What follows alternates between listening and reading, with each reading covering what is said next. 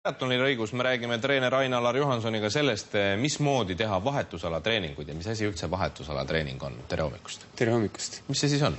Eks triathlon koosneb 3 alast ja neid alasi üksikult harrastades kõik suhteliselt mugav, aga üks suuremaid trikke ongi just see, kuidas ühelt poolt ujumiselt ratta peale minna ja kuidas siis ratta pealt jooksu peale minna. Täna me räägiks just sellest osast, kuidas ratta pealt jooksu peale minna ja mis on need olulised asjad, mida tähele panna. Tegelikult on kõige olulisem just jälgida 2 kilomeetrit või kilomeetri enne vahetusalasse jõudmist, et sa kasutad võimalikult kerget ülekannet ja püüad enda jalgu lõdvestada. Võimalik kerge ülekanne tähendab seda, et sõita hästi kerge käiguga, et rattad käivad, või tähendab jalad käivad kiiremini ringi. Okay. See on nii-öelda, sa kerid ennast lahti. Ja siis vahetusalasse jõudes vahetad oma rattakingad jooksususside vastu ja siis need esimesed kilomeeter või 1,5, mis alguse joosta läheb, et need tõenäoliselt tunduvad pisut natuke naljakana. Aga just seepärast me peamegi seda rohkem harjutama. Ma arvan, et naljakat omavahel öeldes ei ole seal mitte midagi selleks hetkeks, kui 2 ala on läbitud, aga okei. Ma tahan seda küsida, et sa ütled, et kõik oleks nagu õudselt lihtne, et vahetad jooksusussi või tähendab rattakingad jooksususside vastu. Ega sa ei saa siis joosta rattapükstega või kuidas sellega käib? No tegelikult saab joosta, aga triatloniks kasutatakse niisugused rattapüksile analoogseid püksid, millel natuke see pehmenduspadi on väiksem, et ta ei sega ka jooksmist. Et selleks on eraldi niisugune vorm olemas. Aga kui rääkida just seda üleminekut, et ta tegelikult on lihtne, ta just tahab lihtsalt natukene harjutamist saada. Et algus võib olla niisugune tunne, et jalad tahavad ikka samamoodi ringi käia nagu ratta peal, et nagu ringi pidi mitte ei astu edasi, vaid lihtsalt käivad ringi. Et seepärast ongi tarvis enne võistlusi harjutada mõned korrad just seda üleminekut mõlemad pidi nii ujumiselt rattale kui ka rattalt jooksule.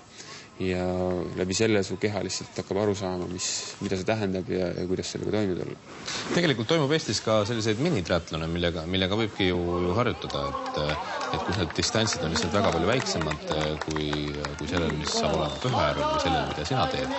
Aga kas nendega tasubki proovida? Kindlasti, et niisuguseid rahvadistantse ja hästi lühikesi otsasi on päris palju Eesti triatloni kalendris ja mõtteks on tõesti, kui on eesmärk mingi suurem võistlus läbi teha, näiteks Pühaäärve triatlon, siis igal juhul soovitaks ennem teha kas 1 või siis 2 niisugust pisikest distantsi, et sa lihtsalt tunnetaksid, mis tähendab aladelt alale üleminek ja mis triatlon iseenesest tähendab.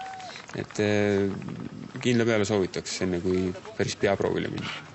Sul on kogemust selles mõttes ikkagi nüüd üksjagu, et kui sa võib-olla meenutad seda aega, kui sa veel nii tugev ei olnud kui praegu, kuigi seda on tõenäoliselt raske sul meenutada, siis missugune ala tegelikult ikkagi triatlonis kõige raskem on? On see jooks?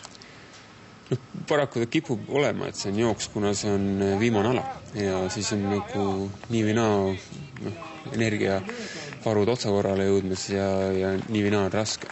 Aga on ka erinevaid, nagu minu jaoks oli algus võib-olla ujumine isegi natuke rohkem raske, et mul mäletan hästi esimest võistlust Paides, või see oli teine võistlus, et tuleb veest välja ja siuke tunne, et pea käib ringi, et sa olid harjunud nagu hingama külje peale ja sellised orientatsiooni nagu polegi, et just seepärast ongi tarvis teha niisuguseid väiksemad võistlusi, et harjuda, et sa tead, mida oodata, et sa tead, mis sind ees ootab, kui sa lähed vahetusalasse ja sa oskad vahetusalas ka kaine peaga nagu käituda, et sa ei hakka seal paanitsema, kus mu riidid ja asjad on, et see on niisugune enda jaoks peab lihtsalt läbi mõtlema kõik asjad. Kui lihtne on seda külma närvi kaotada? Tegelikult just päris lihtne sellises triatlonis, kus on kerge tulema see, et sa hakkad võistlema nii-öelda teiste võistlejatega. Jaa, see on üks suurimaid hapse, mida võib teha, et tegelikult ainus asi, mida sa saad teha, on keskenduda enda etteastele ja mitte nii väga tähele panna, mis kõrvalvõistlejad teevad, et seda sa nii muuta ei saa. Et sa saad muuta ainult seda, kui hästi sa ise teed. Et neid apse tuleb ja isegi endal kogenud peast, et kui vahetusalad teinekord on kaunis keerulised ja on jälle uus võistlus ja ei ole päris selgeks endale mõeldud, siis ikka tekib niisuguseid olukordi, kus võiks nagu paremini käituda, kui oled käitunud, aga jällegi me jõuame selle juurde, et alati on mõistlik teha ennem paar võistlust ette ja siis kindlasti vaadata juhendist, kuidas see vahetusala välja näeb ja mõttes läbi käia, kuidas need asjad käivad. Aga sellest me räägime juba järgmine kord pikemalt, mida võistlustel tähele panna, kuidas toituda ja võib-olla veel mingeid nüansse, mida on kasulik meeles pidada, sest et järgmine kord on meie triatloni rubriigi viimane lõik eetris.